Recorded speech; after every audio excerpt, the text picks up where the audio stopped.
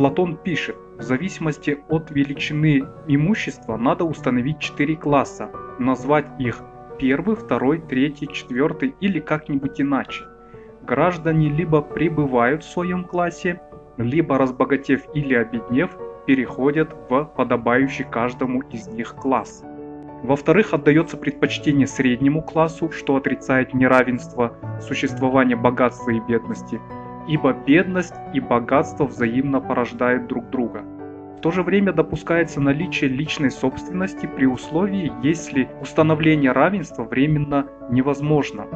В-третьих, гражданам позволено заводить семью и детей, что строго воспрещалось в идеальном обществе, изложенном Платоном в государстве. В законах Платон не раз упоминает институт семьи как естественное явление в государстве. В-четвертых, особый акцент ставится на силе и действии закона.